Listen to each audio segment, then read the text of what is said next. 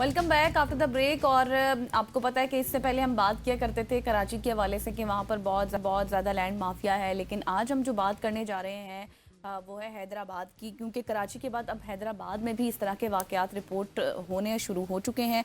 और आपको पता है कि सरकारी ज़मीनों पर लैंड माफिया के कब्जे के इंकशाफात सामने आए हैं। रेवेन्यू अफसरान की मिली भगत से ये मुमकिन हुआ है और जो सरकारी ज़मीनें हैं उन पर कब्जा किया जा रहा है। रिकॉर्ड में हेरा फेरी भी की गई है और अब एंटी करप्शन हुकाम ने इस हवाले से तहकीकात का आगाज़ कर दिया है। हैदराबाद के कासिमाबाद के इलाके में दैया मज़ारपुर की ज़मीनों पर गैर कानूनी कब्जे की इत्तलात हैं, जहां रेवेन्यू अफसरान के किरदार पर भी सवालात उठ रहे हैं। और इसके साथ एंटी करप्शन हुकाम ने डिप्टी कमिश्नर हैदराबाद को खत लिखकर मुतल्लिका रिकॉर्ड फराहम करने और जिम्मेदारान जो हैं उनके खिलाफ और अफसरान को तलब करने की भी हिदायत कर दी है। तो ये क्या मामला है असल में, इस पर हम डिस्कशन करेंगे। बिल्कुल ऐसे ही इसके हवाले से हमारे साथ कुछ लोग भी मौजूद होंगे, उनसे भी बातचीत करेंगे। लेकिन ये बड़ा अनफॉर्चुनेट है, कराची, हैदराबाद या फिर सिंध के इलाकों से जब इस तरह की खबरें आती है तो डेफिनेटली बहुत ज़्यादा हमें भी तकलीफ पहुंचती है। लेकिन वहाँ के लोगों को तो मेरे ख्याल है क्या वो आदत होगी इस तरह आदत हो गई है और उनको पता भी नहीं चलता, क्योंकि जाहिर अगर एक दफ़ा का वाकया हो तो हम कहें ना,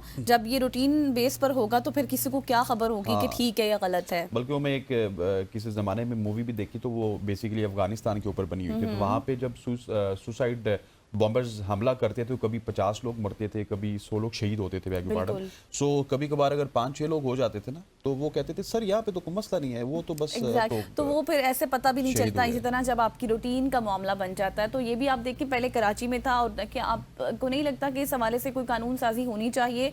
या फिर जब हम बात करते हैं तो कहते भी हैं सबके कानून वगैरह बने हुए लेकिन इम्प्लीमेंटेशन नहीं होती। बिल्कुल ऐसी है जी। इसी हवाले से हमारे कॉरेस्पॉन्डेंट है हैदराबाद के अब्बास अली वाहिद साहब, वो हमारे साथ मौजूद होंगे। और साथ ही रफ़ीक साहब हैं जो कि फंक्शनल लीग हैदराबाद के सेक्रेटरी जनरल हैं। दोनों को हम खुश आमदीद कहते हैं। अब्बास, सबसे पहले आपकी तरफ आता हूँ, ये मामला कब सामने आया, कैसे सामने आया और क्या इस हवाले से कोई ठोस तहकीकात हुई तब ये इंकशाफ हुआ?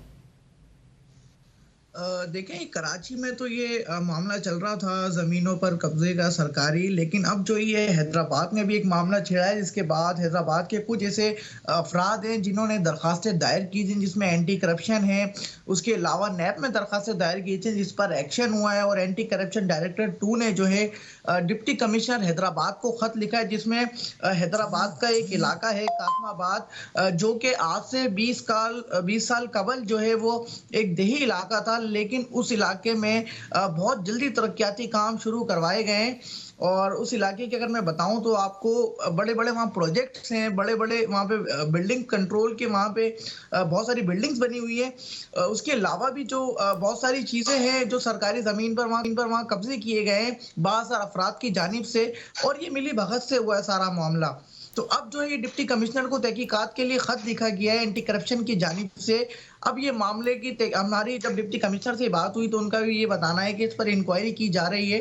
अब इंक्वायरी की गई क्योंकि कल ही जो है वो ये खत आया है एंटी करप्शन डायरेक्टर 2 की जानिब से। अब इस पर जो है वो ये तहकीकात करेंगे।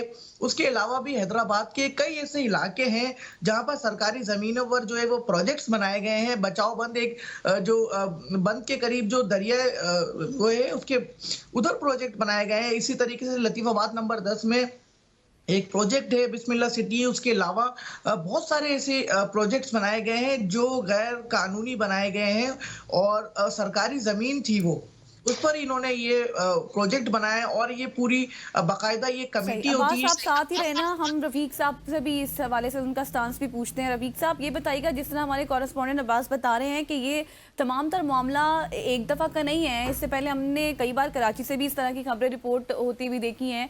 तो अब ये मिली भगत से हो रहा है सारा कुछ, तो इस हवाले से आपकी क्या इंसाइड है? मेहरबानी, थैंक यू एबीएन टीम का। आपने एक बड़ा अहम इशू उठाया है। हैदराबाद सिंध का दूसरा बड़ा शहर और इसको हैदराबाद को दुबई का दर्जा भी दिया जा रहा है ना। जैसे कि यहाँ पे मुख्तलिफ अफसरान की पोस्टिंग होती है तो वो समझो दुबई जैसी कमाई करके जाते हैं। रेवेन्यू डिपार्टमेंट एक बड़ा माफिया है जो चाहे वो जिसको जमीन अलाट करे, और जिसमें स्टेट की जमीन हो, जिसमें इरिगेशन की जमीन हो, जिसमें अल्लाह आपको नेकी दे दूसरे इदारों की ज़मीनें हों। और तो ये अलाट करने में रेवेन्यू डिपार्टमेंट बड़ा माहिर है, क्योंकि यहाँ पे जो posting Mukhtiarkar, AC, deputy commissioner वो पोस्टिंग होते हैं बड़े जो MP MNA minister Peoples Party के, उनके ही अपने रिश्तेदार या तो उनके जो मनपसंद अफसरान हैं जो उनको अरबों रुपए कमा के देते हैं, उनकी पोस्ट नहीं करती हैं। नंबर दूसरा ये है कि ये अनलीगल कंस्ट्रक्शन अलोंग जामशोरो गिद्दूमल एक पुराना देह है जो हैदराबाद कासमाबाद का है, जो लतीफाबाद और कासमाबाद पूरे हैदराबाद को ये एक गिद्दूमल जो देह है उसमें हजारों एकड़ है, लाखों एकड़ है जो ये पूरे हैदराबाद को कवर करता है। उसके फ्रंट लूप बंद है। Launching of residential scheme in flood zone, ये 2022 में Phuleli canal division executive engineer ने डिप्टी कमिश्नर को लेटर निकाला कि भाई ये गैर कानूनी स्कीम है जो हैदराबाद के फ्लड जोन में तामीर हो रही हैं। अच्छा, तामीर हो क्या रही है? तामीर हो गई। उसमें तकरीबन 41 स्कीम है, जो हर स्कीम को आप देखें तो उसको 100, 150, 200, 50, 60 बना 300, 400 एकड़ पे वो स्कीम सारे मुश्तमिल हैं, जिसमें है मैं अगर आपको गिनाऊं तो मेरे ख्याल में तो ये तो बड़ी एक लिस्ट है। उसमें ज्यादातर मुझे ये बताइएगा, लिस्ट तो बिल्कुल हमें सामने भी आती रहती है, लेकिन ये जो अभी मामला हुआ है लैंड माफिया के हवाले से अगर बात की जाए तो इस हवाले से एंटी करप्शन क्या कर रहा है? क्या एंटी करप्शन भी इनके साथ मिला हुआ है या वो कोई कार्रवाई कर रहे हैं? देखें ना, जो यहाँ पे इसकी मैं कह रहा हूँ कि एंटी करप्शन खुद उसमें मुलविस है। अच्छा, हैदराबाद ये जो लूप बंद है उसको तो आप छोड़ें, जहाँ पे ये स्कीमें आरएफ बिल्डर की बड़ी स्कीमें है ना उसमें।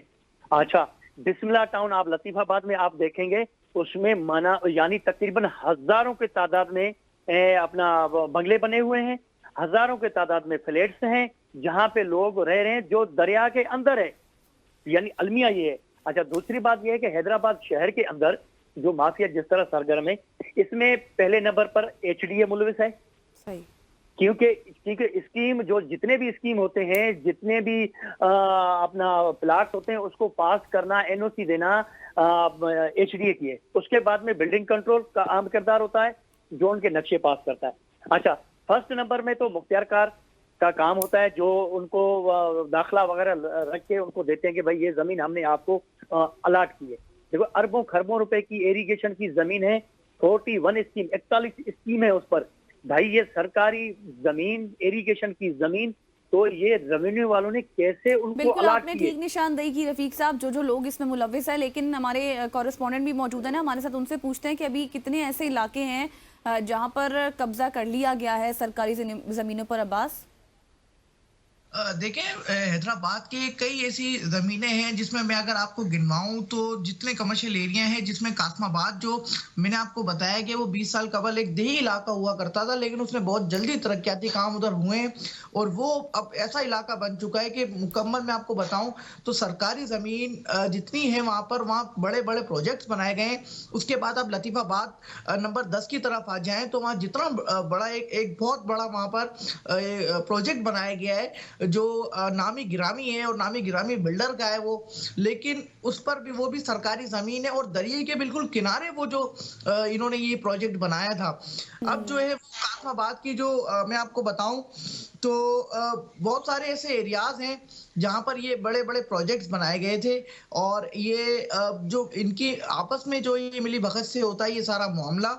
और ये रफीक साहब ने जैसे अभी बताया क्लियरली कि इसमें मुख्तियारकार और तबेदार जो होते हैं ये सारा मामला इनसे जुड़ा हुआ होता है। और इसी तरीके से अगर मैं आपको गिनवाऊं, हैदराबाद सिंध का जैसे दूसरा बड़ा शहर है, लेकिन शहर के कुछ ऐसे इलाके हैं जहां पर सरकारी जमीनों पर जो है वो कब्जा माफिया ने कब्जे करे और वो इतने स्ट्रॉन्ग है वो कि उनके खिलाफ कार्रवाई नहीं हो सकती ना। अच्छा, कार्रवाई इस हवाले से अब्बास सिर्फ इतना बताइएगा कि सिंध हुकूमत कोई कार्रवाई नहीं कर रही या फिर अदालतों का अगर रुख किया जाए तो क्या उनकी जानिब से भी कोई नोटिस नहीं लिया जाता है? क्योंकि हाई कोर्ट्स तो हैं वहां पे। जी बिल्कुल, हाई कोर्ट तो हैं, लेकिन मैंने आपको बताया ना कि कुछ ऐसे लोग होते हैं, जिस तरह से रफीक साहब ने इसमें दरखास्त दायर करी हुई है, तो इसी तरीके से बहुत से लोग होते हैं जिन्होंने दरखास्त दायर की होती है, किसी पे एक्शन हो जाता है तो वो इंक्वायरी उसकी शुरू हो जाती है, लेकिन वो भी इंक्वायरी जो है वो टेम्परेरी होती है। कुछ वक्त के लिए इंक्वायरी होती है, वो उसके बाद फिर वही मामला खत्म हो जाता है।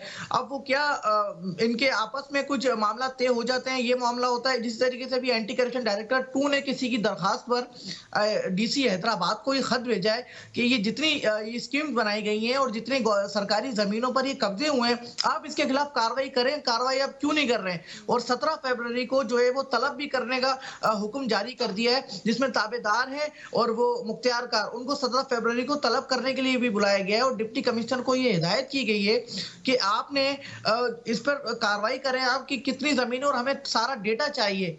अभी का जो डेटा है सूरत हाल का, वो हमें मुकम्मल डेटा चाहिए और उसमें ये हमें बज़ाहिर ये सामने पता होना चाहिए कि कितनी जमीनें थी सरकारी जिन पर ये कब्जे माफियों ने कब्जा किया है। सही। रफीक साहब, जैसे अब्बास बता रहे हैं कि इससे पहले भी बहुत सारी दरख्वास्तें गई हैं और अभी आपकी भी दरख्वास्त है, आपको लगता है कि कुछ अब होगा इस हवाले से, रद्द अमल सामने आएगा, या फिर वैसी ही पुरानी दरख्वास्तों की तरह ये भी रद्दी का ढेर बन जाएगी?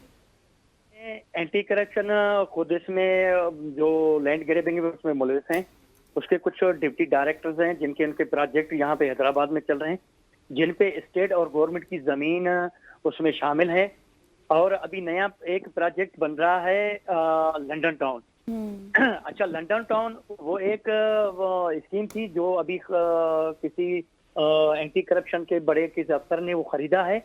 उस पे गवर्नमेंट जमीन है, नक्शा सब कुछ मौजूद है, लेकिन वहां पे बड़ा एक प्रोजेक्ट बना रहे हैं। अच्छा, उसके बाद में पाम सिटी जो एक हैदराबाद का समझो एक बड़ा माफिया बन चुका है, जो मशहूर है पाम सिटी।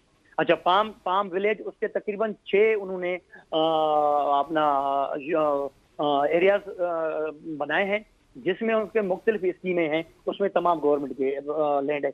अच्छा, डिप्टी कमिश्नर ने लेटर लिखा तो एचडीए ने क्या किया कि 41 स्कीम में से इन्होंने कोई 7 स्कीम कैंसिल किए, जिसमें है Al Madina city Latifabad, Al Rahman city Latifabad, Kohsar green city Latifabad, Ghausia town Latifabad, Kohsar haven Latifabad, Apna Subhan housing scheme Latifabad. Sir, हमारे पास टाइम थोड़ा सा टाउन। शॉर्ट है, 30 सेकंड्स में बताइएगा क्या जिस तरह आपने दरख्वास्त दी है उसके ऊपर आपको कोई अमल दरामद होता हुआ नजर आ रहा है? सर, एंटी करप्शन नहीं के नेब ने इंक्वायरी शुरू की हुई है। सही। अच्छा, नेब ने आया, विजिट भी करके गया फ्लड जोन, तमाम उन्होंने मीटिंग भी की है, लेकिन वहां पे अभी तक वो प्रोसेस चल रहा है। अभी कल को डिप्टी कमिश्नर हैदराबाद में कोई मीटिंग की है कि इंक्रोचमेंट को कैसे हटाया जाए। उन्होंने पूरा एक प्लान दिया है कि हैदराबाद में प्रोसेस जारी है। ठीक हो गया रफीक साहब, thank you so much for joining us. Abbas, आपका भी बहुत बहुत शुक्रिया। खवातीन वज़ार हैदराबाद के मामला जो कि हमने आपके साथ डिस्कस किए हैं, यहाँ पे वक्त हुआ चाहता है एक शॉर्ट सी कमर्शियल ब्रेक के बाद आएंगे तो इंटरनेशनल कुछ खबरें ऐसी हैं जिनके ऊपर हमने बात करनी है। Stay with us.